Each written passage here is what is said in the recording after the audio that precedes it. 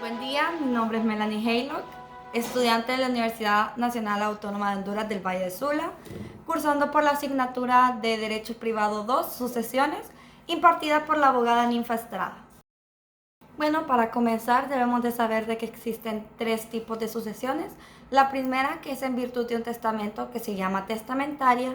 La segunda, que es en virtud de la ley o ad intestada, que será la que nos estaremos enfocando en este video. Y la tercera, que es la mixta, que es parte testamentaria y parte ad intestada.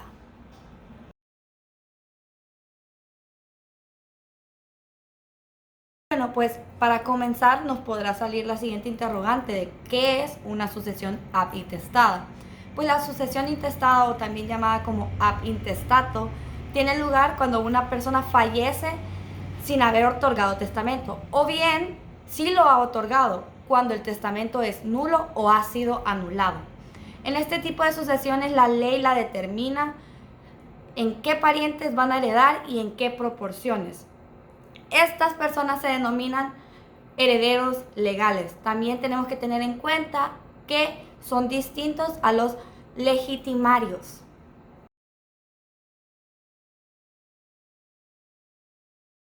Ok, ahora veremos sobre las formas de suceder en el ab intestato. Tenemos dos formas de sucesión, la directa e indirecta. En la directa tenemos lo que es el derecho personal, que en otras palabras, no hay intervención alguna de otra persona. Y luego tenemos la indirecta, que tenemos dos. Sería el derecho de representación y el derecho de transmisión. El derecho de representación es por el cual los hijos de un grado inferior son colocados en el grado que ocupaba su madre o padre en familia de este difunto, a fin de suceder juntos en su lugar a la misma parte de la herencia a la cual el padre o madre habrían sucedido.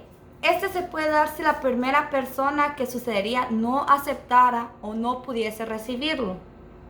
Al suceder en representación, se heredan en todos los casos por estirpes, es decir, que cualquiera que sea el número de los hijos que representen al padre o madre toman entre todos o por iguales partes de proporción que hubiera cabido al padre o madre representado.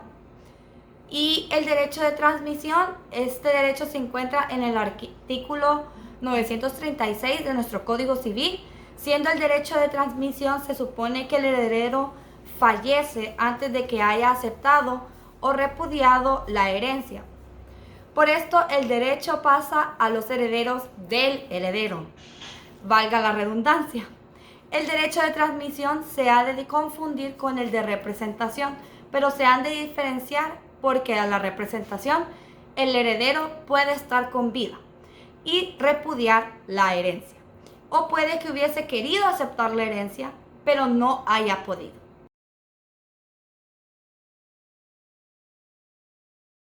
Ahora hablaremos un poco sobre sus características. Entre las principales características de la sucesión intestada se pueden señalar las siguientes. Como punto número 1, es una sucesión hereditaria y por ello es una sucesión a título universal. Se incluyen todos los bienes, derechos y obligaciones transmisibles del causante. Punto número 2, es una sucesión legal. Es la ley la que hace el llamamiento a los herederos con independencia de cuál hubiera sido la voluntad del causante. Y como punto número 3, es una sucesión subsidiaria, porque solo se abre en defecto, en todo o en parte de una sucesión testamentaria. Si bien es compatible con esta cuando la sucesión testamentaria se refiere a solo a una parte de los bienes del causante.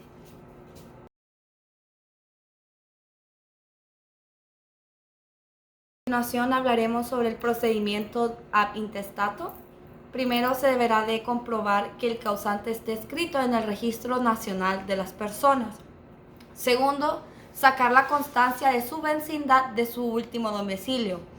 Tercero, se debe de presentar copia de identidad del causante y de los beneficiarios. Cuarto, se deberá de hacer el escrito y este se presentará en la oficina de representación de documentos.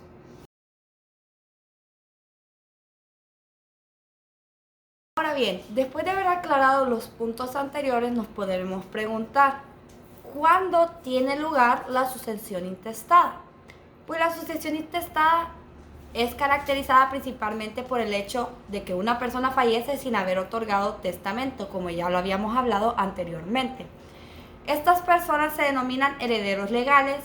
En el artículo 958 del Código Civil podemos encontrar qué es lo que podría pasar para que sea una sucesión intestada.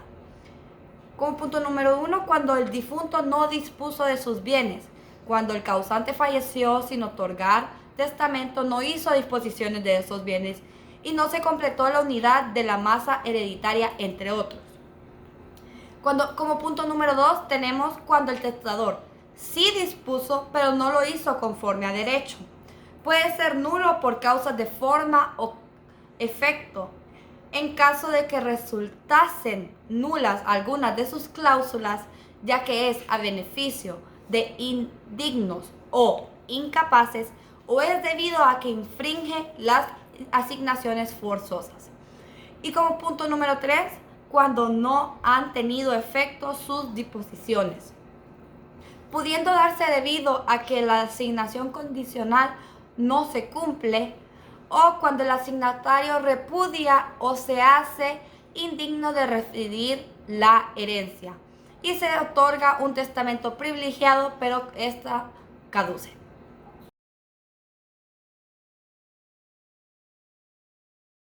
Hasta ahora hemos aclarado lo que es la sucesión historia, sus características, sus formas de sucesión, su procedimiento y cuándo se da lugar. Pues ahora hablaremos de quiénes son llamados a la sucesión intestada. Estos se llamarán asignatarios, que como sabemos es la persona a quien se otorga una herencia o legado. Pues ellos serán llamados en el siguiente orden. Primero, los o las descendientes del difunto. Segundo, el o la cónyuge o compañero de hogar en unión de hecho debidamente legalizado sobreviviente. Número 3, sus ascendientes. Número 4, sus colaterales. Y número 5, y como último punto, el municipio donde el o la causante tuvo su último domicilio.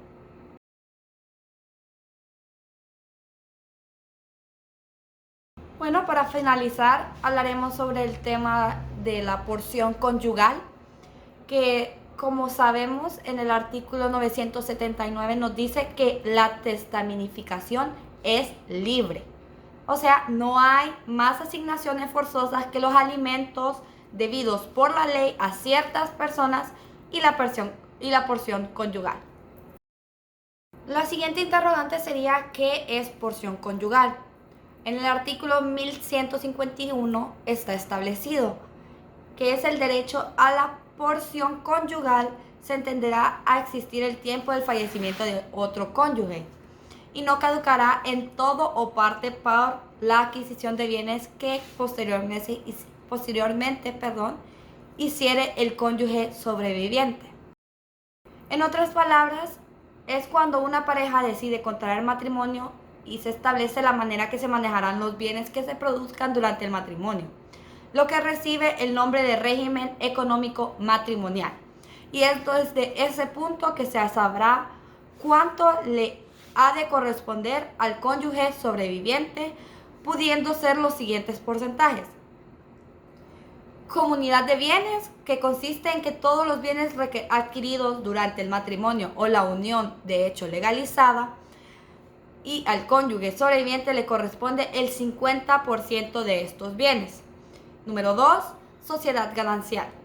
Se hacen comunes por los cónyuges cada uno de los bienes muebles e inmuebles obtenidos a título oneroso, indistintamente por cualquiera de ellos durante el matrimonio. En este caso, también le ha de corresponder el 50% de estos bienes. Y número 3, la separación de bienes. Significa que cada miembro de la pareja es dueño de los bienes que cada uno posee. por separado y será correspondiente del 25% de los bienes. En total de los bienes, lo que primero que se ha de sacar será la porción conyugal. Para ello se ha de necesitar comenzar por crear una enumeración y descripción de los bienes totales. Luego de ello, una transacción para determinar cuáles de los bienes se han de ir a la porción conyugal y de los bienes restantes serán para los asignatarios. Esta consecuencia jurídica ha de tener comienzo desde uno de los cónyuges que muere.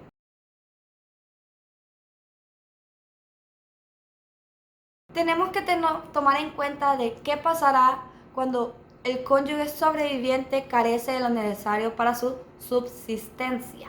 Pues en el artículo 1150 está establecido que el cónyuge sobreviviente que carece de lo necesario para su congrua subsistencia tiene derecho en calidad de proporción conyugal a la cuarta parte de los bienes del cónyuge premuerto. Como último punto sobre este tema, tenemos quienes no tienen derecho a la porción conyugal, que está establecido en el artículo 1152 y dice lo siguiente: no tendrán derecho a la porción conyugal como número 1, el cónyuge sobreviviente que sin justa causa hubiese abandonado a sus consortes y que por lo menos 30 días antes del fallecimiento no se hubiera unido a él. Número 2, el cónyuge por su hecho o culpa hubiese dado motivo a la separación de los cuerpos. Muchas gracias por su atención. Espero este video haya sido de mucho provecho y haya aclarado sus dudas respecto al tema.